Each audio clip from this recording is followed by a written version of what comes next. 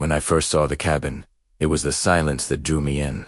A silence so complete it felt older than time itself, as if the forest had made an agreement with the wind to hold its breath while I approached. I had been driving for hours, leaving behind the noise of everything I knew, the road narrowing until all that surrounded me were endless trees and shadows stretching across the gravel. The agent barely spoke when he handed me the keys, just a tired smile and the words, "It's quiet up there, but you'll hear it if you listen too long."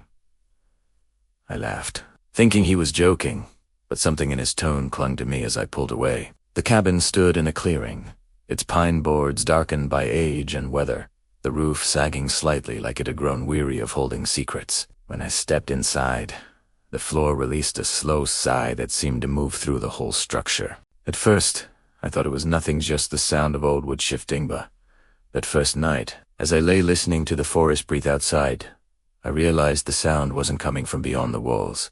It was coming from inside them. It was breathing. It began faintly, like wind slipping under a doorframe, the rise and fall of something inhaling and exhaling, and the rhythm matched mine too perfectly to be random. When I held my breath, it didn't stop. It kept going, soft and slow, as if the cabin were trying to keep me calm. I told myself it was just the old pipes or temperature changes, but even as I whispered those excuses, I could feel the air moving, brushing over my skin like something alive. The next morning, the forest around the cabin looked slightly wrong.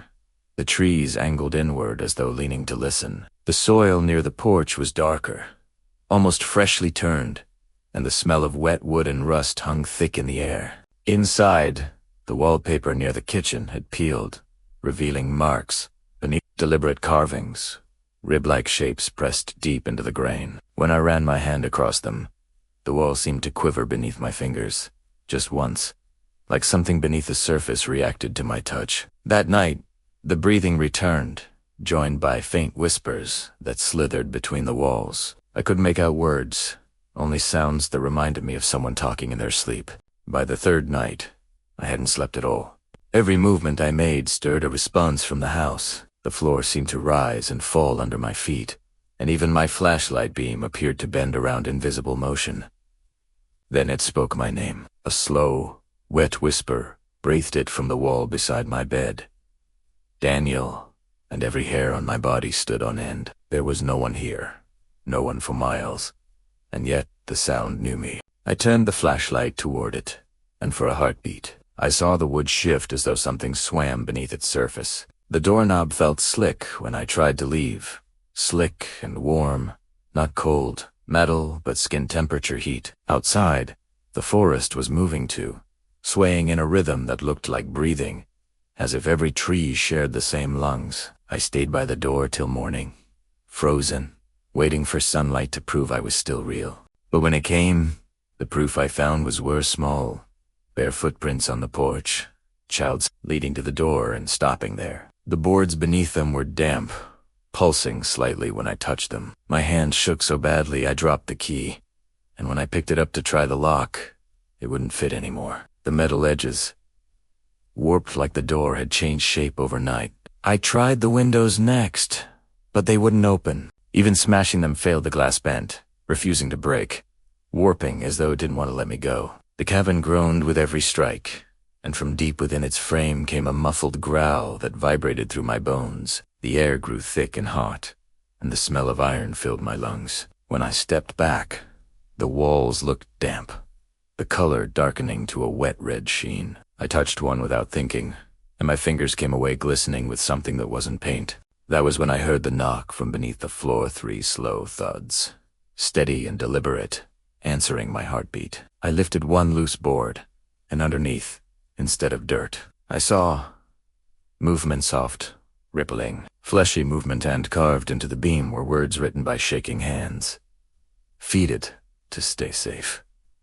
My body went cold all at once. I stumbled backward, the flashlight trembling as the light flickered across the room. Something was moving behind the walls now, slow and heavy, dragging itself closer, and as it moved, the entire house seemed to breathe harder, louder, faster, like anticipation. The laughter came next, more and distant, a child's laugh echoing through the vents. I screamed, but the sound was swallowed instantly. muffled by something living in the wood. My flashlight flickered and died, plunging everything into blackness. And then I saw them, the eyes dozens of faint reflections glowing beneath the surface of the wall, blinking in unison, watching me from every direction.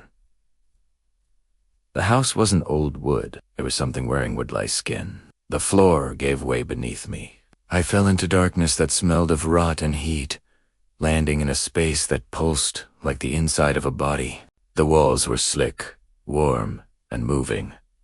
Faces pressing outward for a moment before sinking back, mouths stretching in silent screams. I clawed upward, but everything I grabbed was alive, gripping me back, pulling me deeper. When I finally escaped to the main floor, the house felt smaller, tighter, and every surface pulsed with its own slow rhythm. The laughter had stopped, replaced by the steady sound of breathing mine and its. I stayed awake until dawn, but there was no dawn, only endless dimness pressing through the windows. I don't know how many days passed after that. I tried burning it, soaking the porch in gasoline, striking a match, and watching the flames curl up the walls. Fire didn't consume it, it sank in, the wood writhing, absorbing the flames like veins drinking blood. The sound that came out of it wasn't crackling, it was screaming.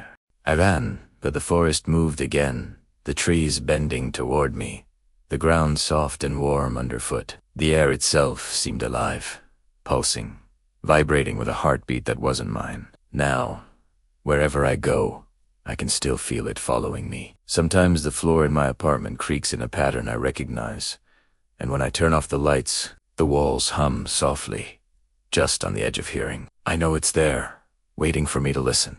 Maybe it never was, just a cabin. Maybe it's something older, something that spreads through whoever survives it. Because when I close my eyes at night, I can hear it breathing through me.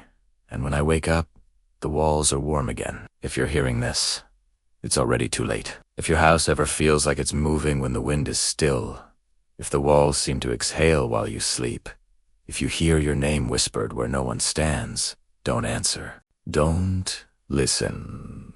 Don't knock back when something knocks first. Because the cabin isn't waiting for someone new, it's waiting for you. And on certain nights, when the silence grows heavy and the air feels too thick to breathe, you'll understand what I mean when I say, the cabin feels alive. Soft static fades in, low whisper echoing its listening. Then silence. If you're brave enough to keep going, follow the sound to the next story. One whispered in places even this cabin fears. But remember, some stories don't end when you stop watching. They start.